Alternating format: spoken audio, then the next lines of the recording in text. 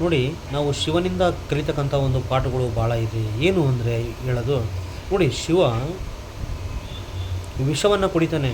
ಅಂದರೆ ಇದು ತನಗೋಸ್ಕರ ವಿಷವನ್ನು ಕುಡಿಯಲ್ಲ. ಅಂದರೆ ಇಡೀ ಜಗತ್ತನ್ನು, ಇಡೀ ಒಂದು ವಿಶ್ವಮಂಡಲವನ್ನು ಶಾಂತಿಯಾಗಿ ನೆಮ್ಮದಿಯಾಗಿ ಇಡೋಕ್ಕೋಸ್ಕರ ವಿಷವನ್ನು ಕುಡಿತಾನೆ. ಬಟ್ ನಾವೆಲ್ಲ ಏನು ಮಾಡ್ತೀವಿ, ವಿಷವನ್ನು ಒಗಿತೀವಿ. ಓಕೆ. ಮತ್ತು ಇನ್ನೊಂದು ಏನಪ್ಪ ಅಂದರೆ, ಒಂದೇ ಒಂದು ಅರ್ಥ ಮಾಡ್ಕೊಳ್ಳಿ, ಇಲ್ಲಿ ಹೇಳ್ತಕ್ಕಂಥದ್ದು ಇನ್ನೊಂದು ಏನಪ್ಪ ಅಂದರೆ, ಇಲ್ಲಿ ಮಹಾದೇವ ವಿಷ ಕುಡಿತಾರೆ ಯಾರಿಗೋಸ್ಕರ? ಇದು ಅವರಿಗೋಸ್ಕರ ವಿಷ ಅಲ್ಲ ಕುಡಿಯೋದು. ಅವರು ಇಡೀ ಸಾಮ್ರಾಜ್ಯ ವಿಶ್ವಮಂಡಲವನ್ನು ಶಾಂತಿಯುತವಾಗಿರಲಿ, ಸಮೃದ್ಧಿಯಾಗಿರಲಿ, ಎಲ್ಲರನ್ನ ಕಾಪಾಡೋಕ್ಕೋಸ್ಕರ ಅವರು ವಿಷವನ್ನು ಕುಡಿತಾರೆ. ದಯವಿಟ್ಟು ಭಕ್ತರೇ ಅರ್ಥ ಮಾಡ್ಕೊಳ್ಳಿ, ವಿಷವನ್ನು ಕುಡಿತಾರೆ. ಬಟ್ ನಾವು ನೋಡಿ, ನಮ್ಮ ಬಗ್ಗೆ ಬೇರೆಯವರು ಹೇಳಿದರೆ ಅಥವಾ ಬೇರೆಯವರು ನಮ್ಮ ಬಗ್ಗೆ ಹೇಳಿದಾಗ ನಾವು ವೈಷಮ್ಯ, ದ್ವೇಷ ಮತ್ತು ಸಿಟ್ಟು, ಆತಂಕಗಳನ್ನು ನಾವು ಸಾಧಿಸ್ತೀವಿ. ಬಟ್ ಶಿವ ಆ ಥರ ಎಲ್ಲ ಮಾಡೋದಿಲ್ಲ. ಶಿವನಿಗೆ ಎಲ್ಲರೂ ಕೃಪೆ. ನೋಡಿ, ಶಿವನಿಗೆ ಎಲ್ಲರೂ ಬೇಕು. ಬಡವ ಅಥವಾ ಬಲ್ಲಿದ, ಶ್ರೀಮಂತ ಮತ್ತು ಎಲ್ಲರೂ ಶಿವನನ್ನು ಆರಾಧಿಸ್ತಾರೆ. ಶಿವ ಎಲ್ಲರನ್ನು ಒಂದೇ ರೀತಿ ನೋಡ್ತಾನೆ.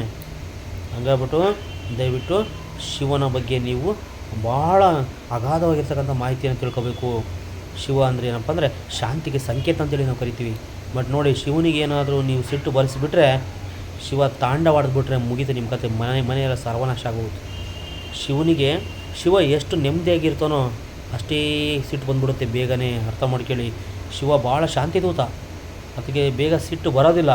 ಬಟ್ ನೀವೇನಾದರೂ ಲೋಪ ಮಾಡೋದಲ್ಲಿ, ನೀವೇನಾದರೂ ಇಂಥ ದಿನ ನಾವು ಕಾರ್ಯ ಮಾಡ್ತೀವಿ ಅಥವಾ ನೀವು ಏನಾದರೂ ಶಿವನಿಗೆ ಕ್ಲೀನಾಗಿ ಪೂಜೆಯನ್ನು ನಡ್ಕೊಳ್ಳಲಿಲ್ಲ, ಅವ್ಯವಸ್ಥೆಯಾಗಿ ಪೂಜೆಗಳನ್ನು ಮಾಡ್ತಾಯಿದ್ದೀರಾ ನೋಡಿ, ಅಂಥ ಟೈಮಲ್ಲಿ ಶಿವ ಸುಮ್ಮನೆ ಇರಲ್ಲ. ಎಲ್ಲವನ್ನು ನೋಡ್ಕೊಂಡು ಶಿವ ಸುಮ್ಮನೆ ಇರಲ್ಲ.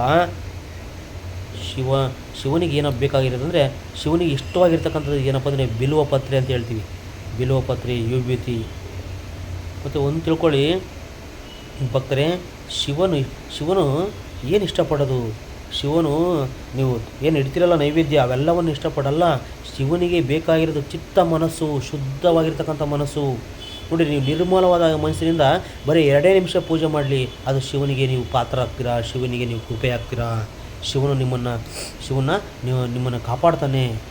ನೋಡಿ, ನೀವು ಯಾವತ್ತೇ ಆಗಿರಲಿ, ಶಿವರಾತ್ರಿಯ ಹಬ್ಬ ದಿನದಂದು ನೀವೇನು ಮಾಡಬೇಕಪ್ಪ ಅಂದರೆ, ಹೇಳ್ತೀನಿ ಕೇಳಿ ಫ್ರೆಂಡ್ಸ್, ನೀವು ಶಿವರಾತ್ರಿ ದಿನದಂದು ನೀವು ಜಾಗರಣೆ ಮಾಡುವುದರ ಮುಖಾಂತರ 108 ಬಾರಿ ಜಪವನ್ನು ಮಾಡಿ, ನಿಮಗೆಲ್ಲ ಶಾಂತಿ, ಸಮೃದ್ಧಿ ಮತ್ತು ಹಣಕಾಸಿನ ವಿಚಾರದಲ್ಲಿ ಅಡೆತಡೆಗಳು ಎಲ್ಲವೂ ನಿಮಗೆ ಎಲ್ಲ ಸರಿ ಹೋಗ್ತವೆ. ನಿಮಗೆ ಶಾಂತಿ ಬರುತ್ತೆ, ಸಮೃದ್ಧಿ ಕೂಡ ಸಿಗುತ್ತೆ. ಹಣಕಾಸಿನಲ್ಲಿ ಏನೋ ತೊಂದರೆಗಳು ಇದ್ದರೆ ಕೂಡ ನಿಮಗೆಲ್ಲ ಸರಿ ಹೋಗುತ್ತೆ. ಯಾವ ಜಪ ಮಾಡಬೇಕು? ಓಂ ನಮಃ ಶಿವಾಯ. ಈ ಜಪವನ್ನು 108 ಬಾರಿ ನೀವು ಶಿವನ ಮುಂದೆ ಕೂತು ನೀವು ಜಪವನ್ನು ಮಾಡಿ ನೋಡಿ, ನಿಮಗೆ ಶಿವ ಯಾವುದೋ ಒಂದು ರೂಪದಲ್ಲಿ ನಿಮಗೆ ಒಳ್ಳೆಯದನ್ನು ಮಾಡ್ತಾನೆ ಅಂತ ಹೇಳ್ತಾ, ಸರ್ವೇ ಜನ ಸುಖಿನೋ ಭವಂತು. ನಮಸ್ಕಾರ. ಕಾಮೆಂಟ್ ಬಾಕ್ಸಿನಲ್ಲಿ ಓಂ ನಮಃ ಶಿವ ಅಂತೇಳಿ ಕಮೆಂಟ್ ಮಾಡಿ. ಹಾಗೆ ನನ್ನ ಒಂದು ಯೂಟ್ಯೂಬ್ ಚಾನಲ್ ಮತ್ತು ನನ್ನ ಇನ್ಸ್ಟಾಗ್ರಾಮನ್ನು ಫಾಲೋ ಮಾಡೋದನ್ನು ಮರಿಬೇಡಿ. ಧನ್ಯವಾದ.